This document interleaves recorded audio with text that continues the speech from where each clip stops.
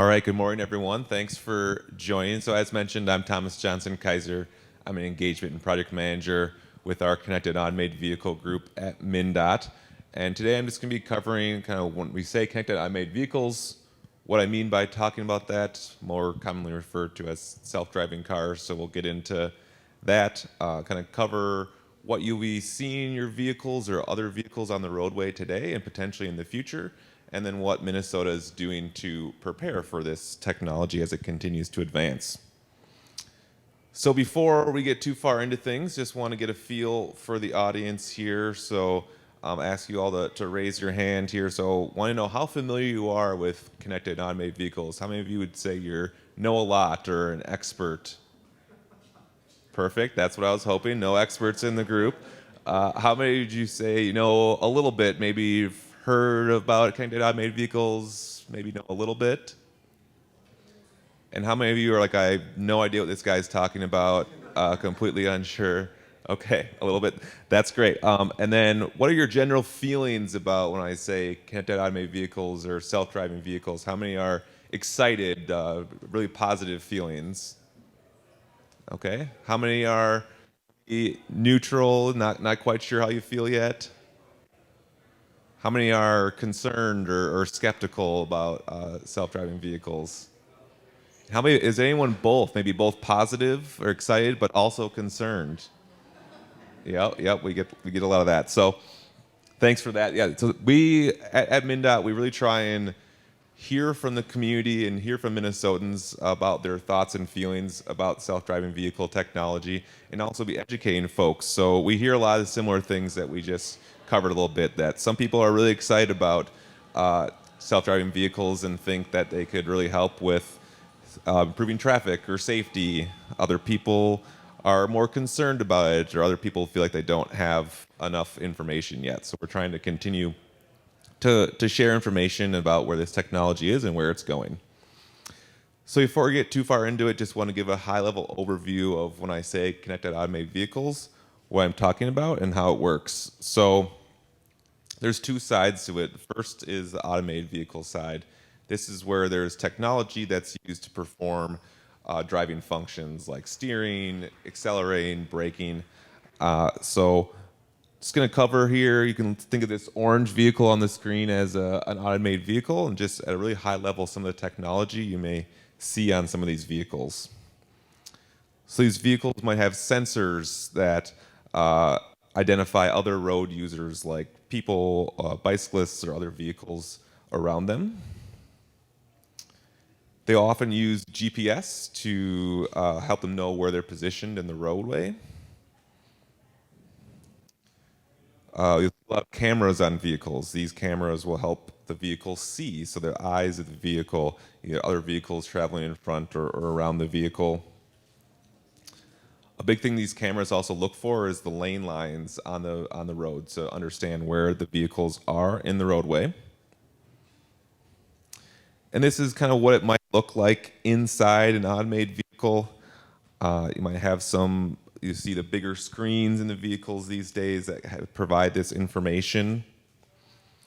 So it could be directing that automated driving, using those sensors and cameras to decide when to speed up, when to slow down, or change lanes. And also could potentially read traffic signs or other things on the roadway as well to help it navigate. So the other side is the connected side. So this is where vehicles use technology to communicate with other roadway users.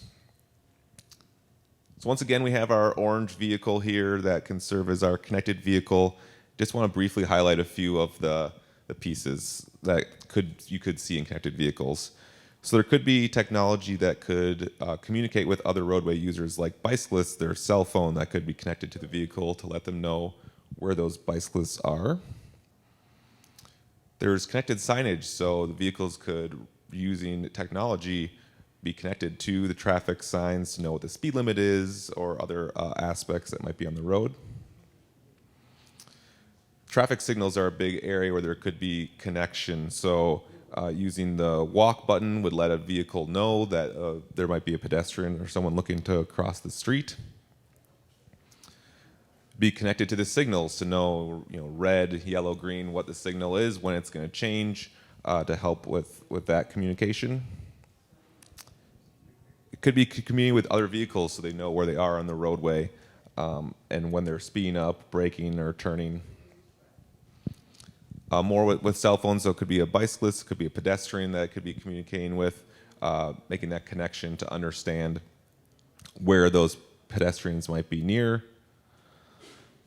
And a pedestrian could use technology to connect to a traffic signal as well to kind of inform them that they are looking to cross the road.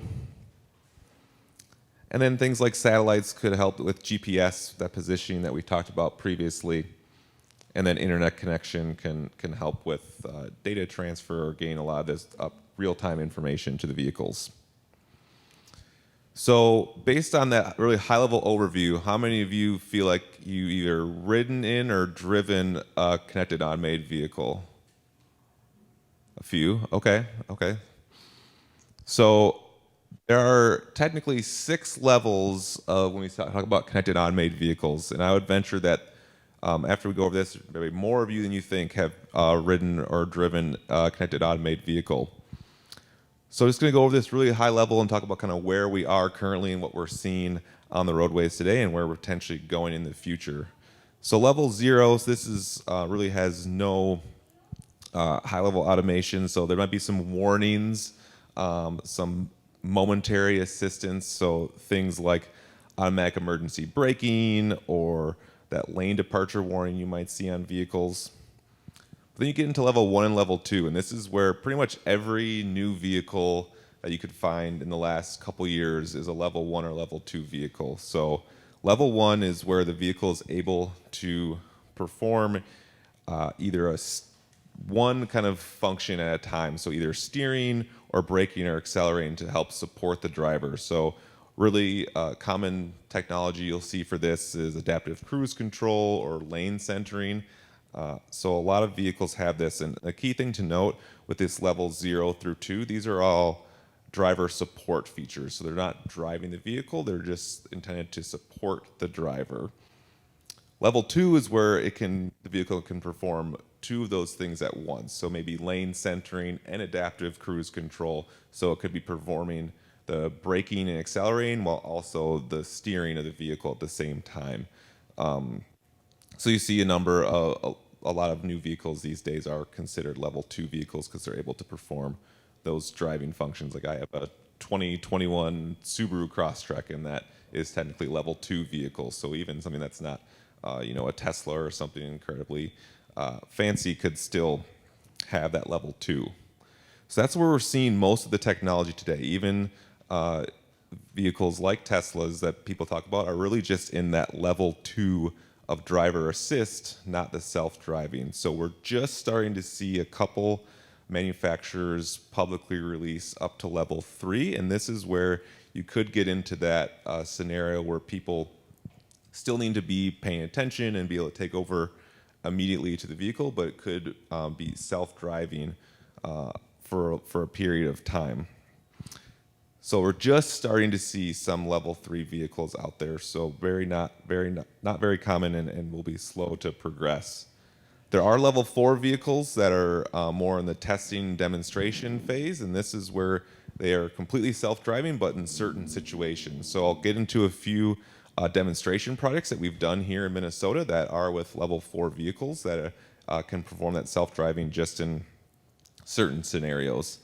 Then level 5, yet to see level 5. I don't know if we'll ever see level 5 in any of our lifetimes. This is where it could be completely self-driving in any situation, any scenario.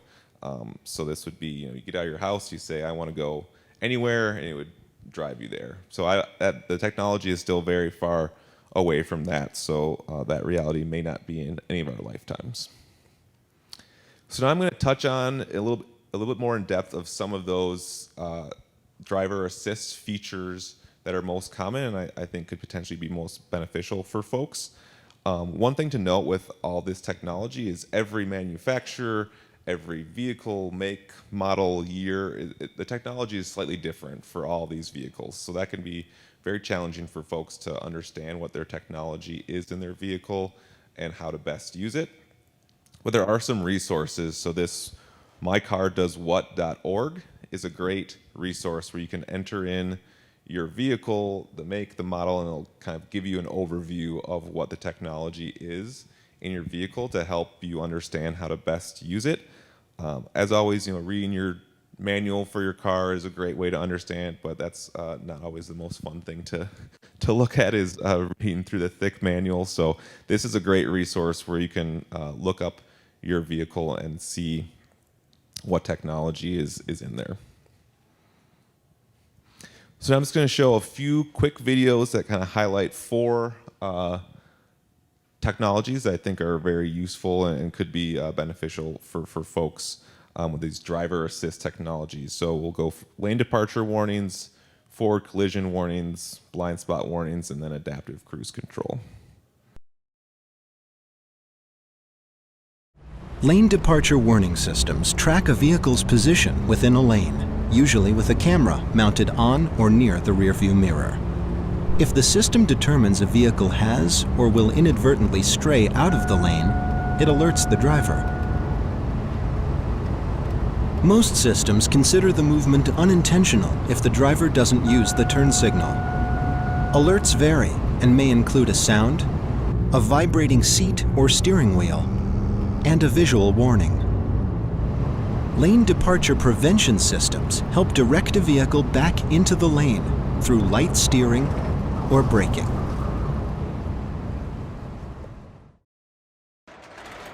Forward collision warning. Scans the road ahead.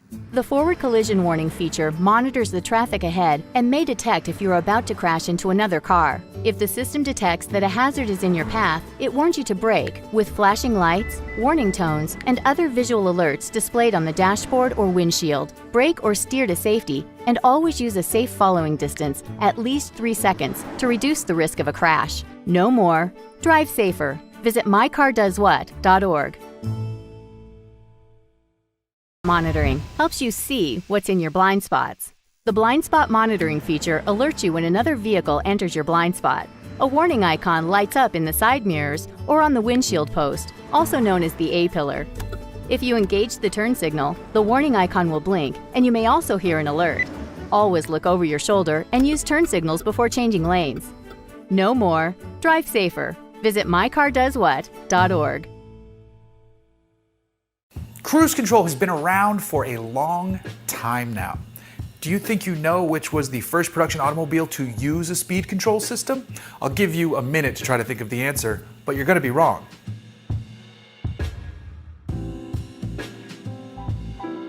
Yes, see, you were wrong. It's the 1958 Chrysler Imperial, and oddly enough, that system was called autopilot. Today, we've come a long way from autopilot. Sort of. We now have far smarter systems that aren't just there to hold a certain speed. These systems are now called adaptive cruise control. There's a whole lot more going on, and today we'll explain what adaptive or smart cruise control is all about.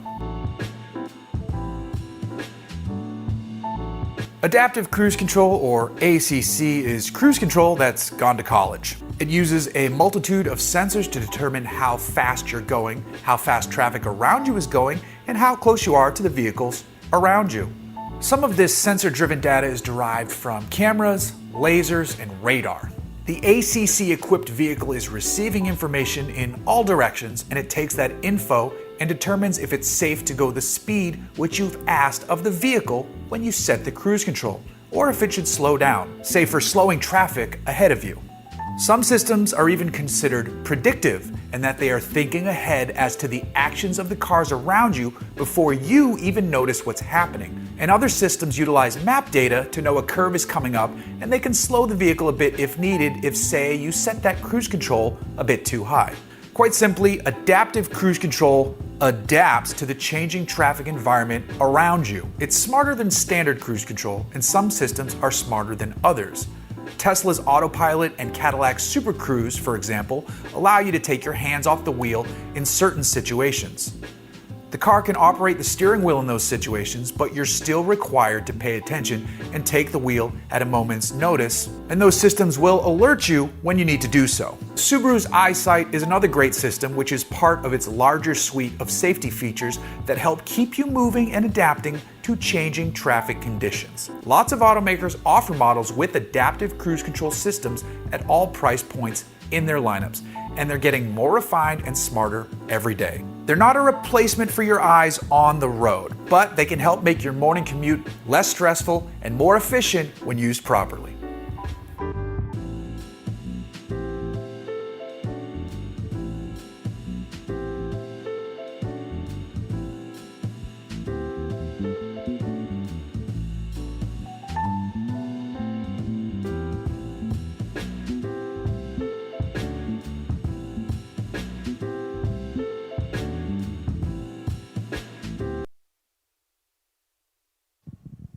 All right, the key thing with all those different technologies is that they really still are in the driver assist function. They could be helpful in improving safety or efficiency of your vehicle, but they aren't replacing the driver, and you need to be paying attention at all times and ready to take over as needed.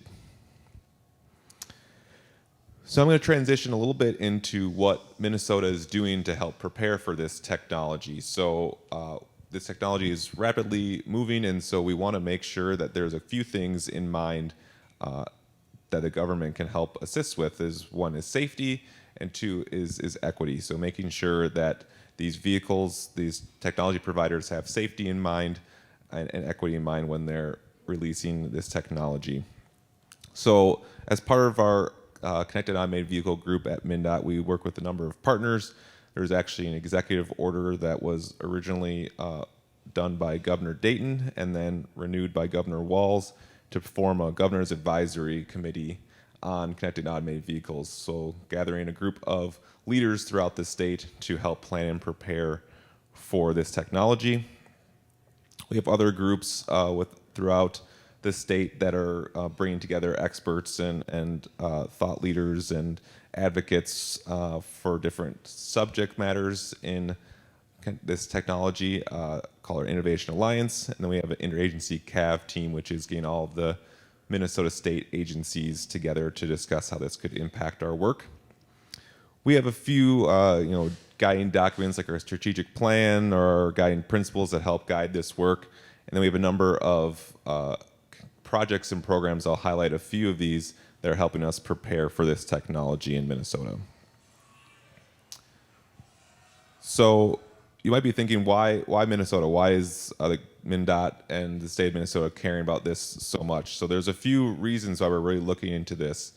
The first is, and a big one, is winter weather. So a lot of this technology is currently tested in warm southern climates. So we're wanting to make sure that it's brought to Minnesota, taking all weather into consideration, since driving on a day like today is very different than a day a few months from now in the middle of winter. So we're doing a lot of this testing in Minnesota winter to understand those potential challenges. We have that support and expertise within the state to help advance this technology. We do have some dedicated funding sources through MnDOT that can help advance these technology through projects. We're, as was mentioned before, we're really looking to be innovative and embrace innovation and understand how this could potentially benefit Minnesotans. We've done this, our group started in 2018, so we've been doing this for a little while now. So we have that experience. We've made some investments in technology, and as I mentioned, with the executive order, we have leadership support from the top of Minnesota state government to be looking at this technology and making sure that it's safe and equitable for all. So now I'm going to highlight a few of our projects and kind of lessons learned that can be takeaways for folks in Minnesota here. So this first one is called Drive Minnesota. So this project, the idea behind this is that we had two vehicles that drove throughout the state of Minnesota to kind of understand how ready our infrastructure is for this technology. So we know that this technology is coming. These auto manufacturers are releasing these vehicles and making updates to them. So are we ready for that as a state to kind of understand the challenges and where it might be best to use this technology. So we had 4 main pieces of this project. We did a drive, which I'll focus on. At the drive, we had different engagement events throughout the state, and then kind of processed all the data and came out with a report that highlighted what the lessons learned were. So as you can see here, we drove about over 1,000 miles throughout the state here, starting in the Twin Cities and then to St. Cloud and up to Duluth, over to Bemidji and Moorhead, down to Marshall, Mankato, Winona, and then back up to the Twin Cities. So trying to hit all the different geographic areas of the state that we experience. So one of the main findings, and this is something that we understood, but it was really useful to see, is that lane markings are really key for this technology. So they really are the rails for a lot of technologies that vision-based using cameras. So they're the highest priority for that autonomous control. So if you are driving and you are having trouble seeing lane markings, your vehicle is going to have trouble seeing lane markings as well. So that's a good guide if you want to be utilizing or gain the benefits of some of this technology, is making sure that you have clear lane markings.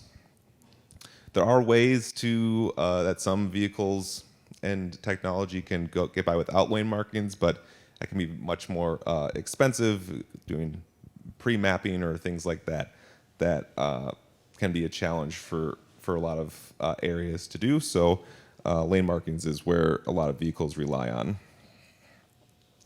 There are 8 more areas here that were the biggest challenges for these autonomous vehicles as they are driving throughout the state. So these are areas to know where you maybe don't want to engage that adaptive cruise control as much, or some of those other features in your vehicle, and just be aware of that they might be experiencing more challenges as the technology advances. No real surprises here. A lot of the stuff that you have a challenge as a human driver as well. So things like freeway ramps and turn lanes, so getting on and off a freeway, it can be a challenge.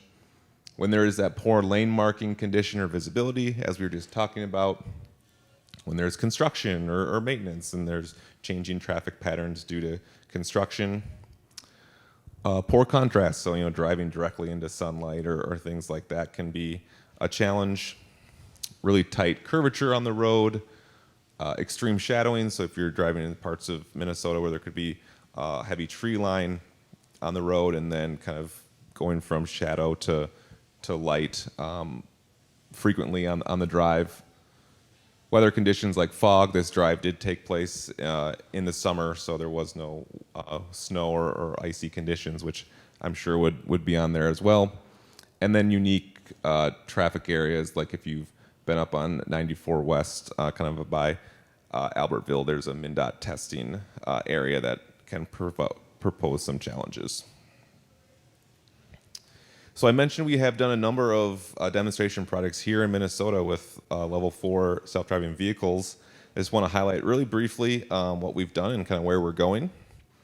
So our first one was down in Rochester, Minnesota. It was called the Med City Mover. This took place from August of 2021 to August of 2022. We had 2 of these kind of mini bus looking shuttles that did about a 1.5 mile loop in downtown Rochester. Really looking to test that technology in winter weather conditions and get feedback from the community on what they think about the technology. We did a similar project in White Bear Lake, just in the Twin Cities here. Another 12-month project, different technology, but a similar type with that kind of mini bus looking vehicle that was about a 1.5 mile route, taking folks from local senior living facility or adult day center for folks with disabilities to the local YMCA. So trying to kind of provide some driving options or transportation options for folks who might not be able to get to somewhere like the YMCA.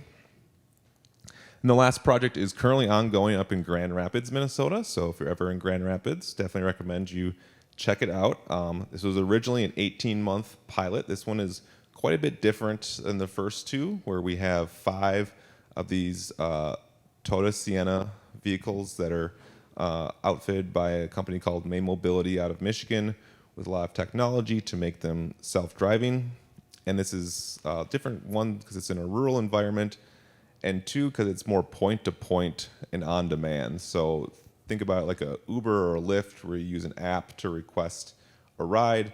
We have about 70 stops around the city of Grand Rapids where you could say where you are. It'll tell you where the closest stop is, say where you want to go, and it'll drive you there. So 3 of our 5 vehicles are ADA accessible with wheelchair ramps, so we're really looking to get more transportation options for folks who might not have them. So this is an area we really see a lot of potential with self-driving vehicles is providing transportation for folks who might not be able to drive themselves for various reasons.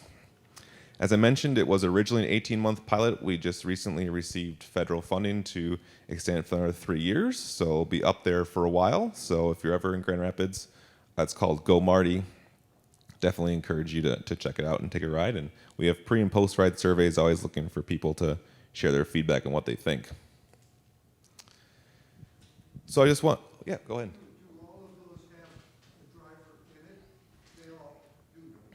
Yes, great question. Yep. So yeah, all those projects do have a autonomous vehicle operator or safety operator at all times that take over as needed and provide additional support for passengers.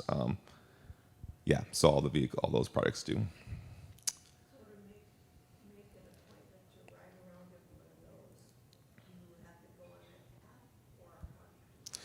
Yeah, so for the Go Marty project, there's 2 ways to request a ride. One is downloading the May Mobility app, so similar to Uber or Lyft where you request a ride, or we also have a local call center. We can just call 211 that you can call and they can get a request a ride for you and help you with that. So that's another thing we're trying to do since it is, like a lot of rural Minnesota, it does have a high aging population there, so folks who might not want to use a smartphone or don't know how, we can have a local call center that people can just call and they'll help them out.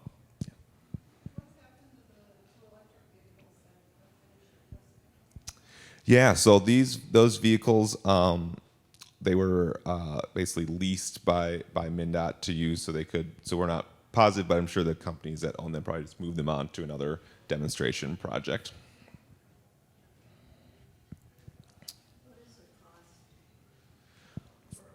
Oh yeah, great question. So all 3 of these were free to ride. So that was part of what we're trying to learn. They really are research and demonstration projects. So also part of the federal funding for the Go Marty project will continue to be free, but part of it is trying to understand if this is successful and interesting to the community, kind of what cost structure might look like long term to make it viable for folks. Since we have seen a lot of really high interest and great ridership and a lot of repeat riders, so people who are starting to use it over and over again to get around town.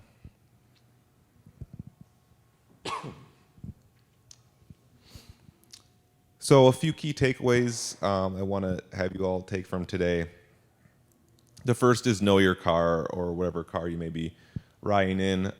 As I mentioned, they're all different, so that's the best way to stay safe is to know what the technology is, how it operates, when to use it, when maybe it's not the best time to use that technology, and how it could potentially benefit you.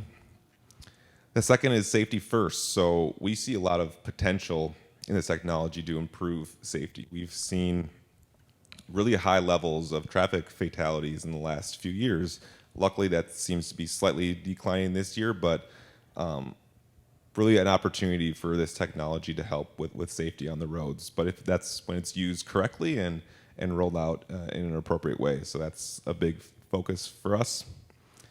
And with that is that this technology currently is assist, not self-drive. So it's not where you can set it and then start reading a book or go on your phone or not pay attention to the road. It's definitely assisting the driving and not driving itself at this point. So maybe someday in the future the technology will get there, but we're a ways away. So if you're utilizing in this technology, make sure that you know it's just driver assist and you need to be fully paying attention at all times.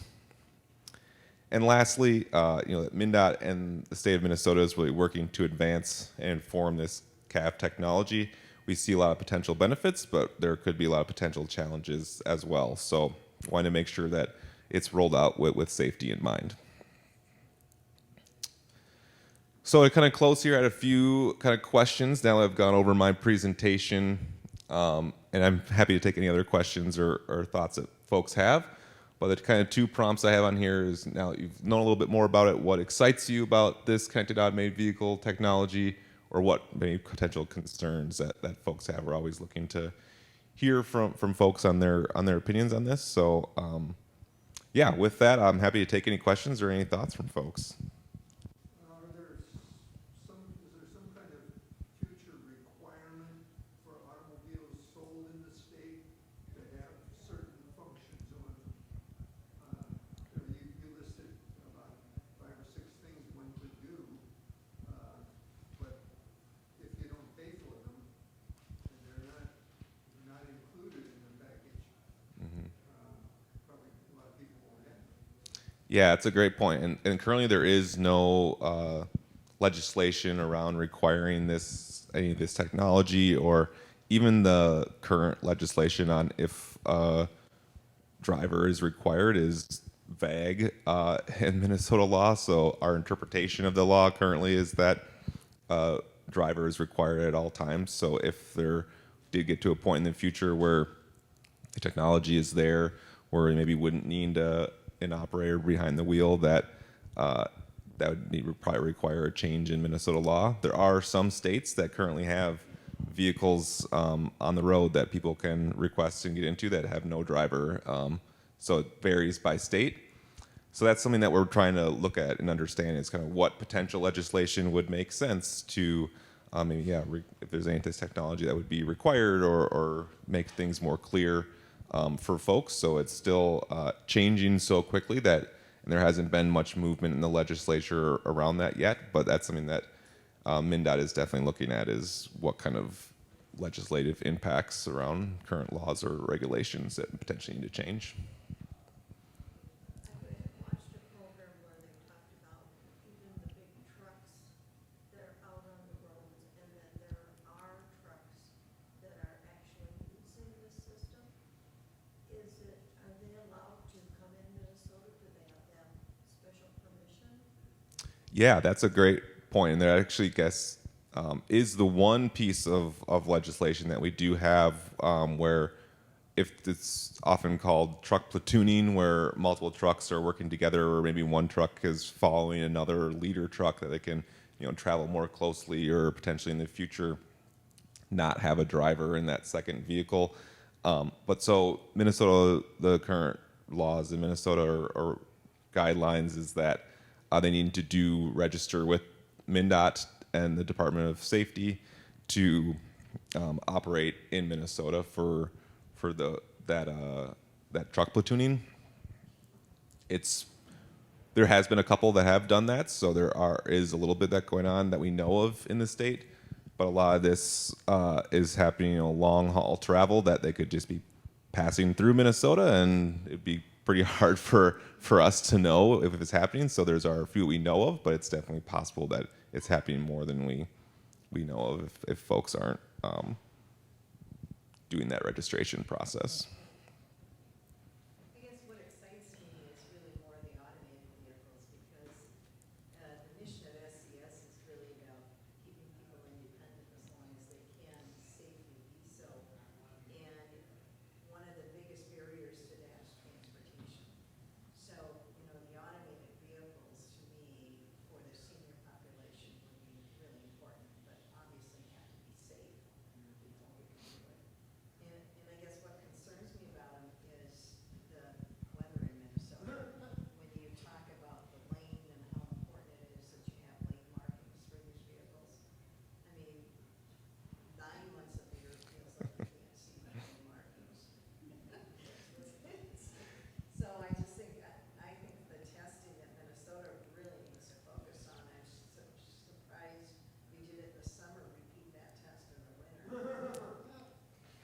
Yeah, I completely agree, and that's one of the huge benefits that we're seeing with that Go Marty project in Grand Rapids is that senior population of that exactly what you're saying, independence.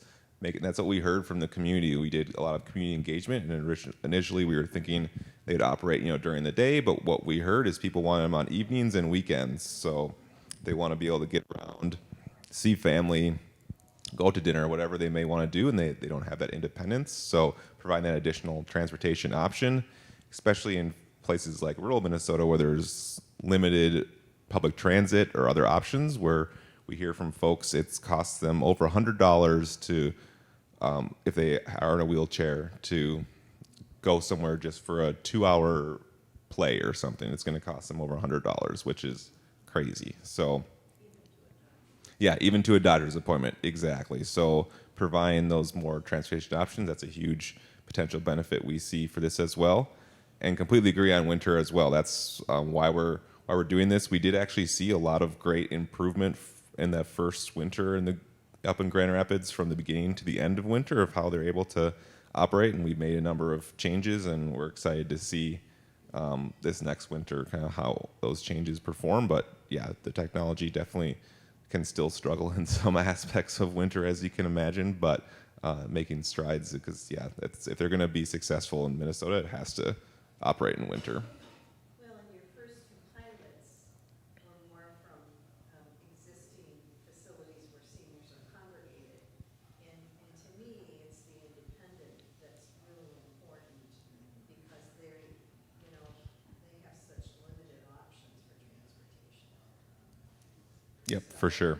That, that to me is really the I see automated vehicles coming in, because we just don't have a good transportation system in the Twin Cities. And if you think about the fact that keeping people in their homes ultimately saves the state a lot of money because people may end up on medical assistance if they're in long-term facilities for a period of time. It really is a huge investment that the state could make to save money for the state. Are you finding the EV vehicles that are coming out, are they about at the same level of safety features, more advanced, less advanced? How do they stack up to conventional vehicles? Yeah, that's a great question. There's a lot of intersection between connected automated vehicles and electric vehicles. At MnDOT, we do kind of have them separate a bit, but a lot of, as you probably most are aware, there's more and more electric vehicles coming out, and a lot of those electric vehicles have these same safety features that we're talking about with the connected automated vehicle technology. So I would say they stack up pretty equivalent to what you see from other vehicles. So a lot of automated vehicles are electric, but they're not exclusive. So you could be electric and not be an automated vehicle, and you could be an automated vehicle and not be electric. But kind of that's two of the trends that are coming together are electric and automated vehicles. I have a question about security. As these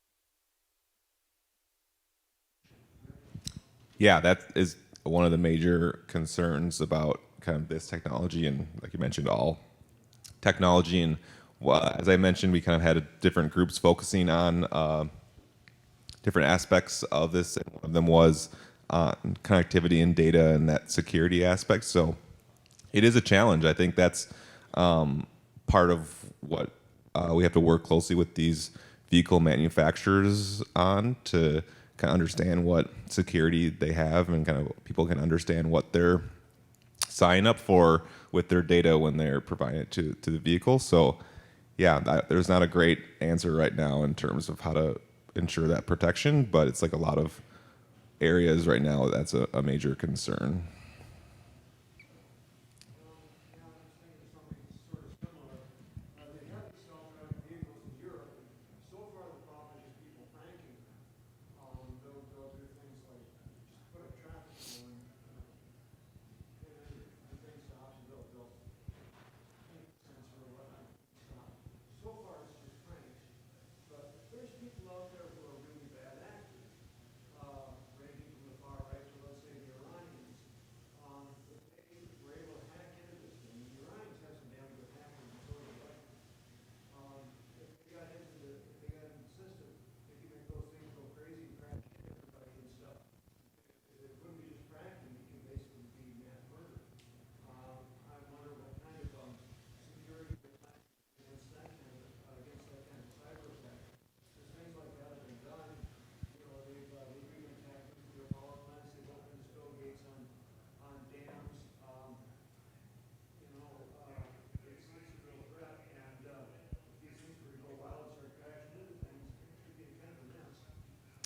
Yeah, a few things there. So you're completely right that we have seen some of the pranking going on here in the United States, where I know in California and other states they do have, like I mentioned, some of these vehicles that don't have a driver in them, and they saw a lot of challenges going from when they had a safety operator to when they took that driver out.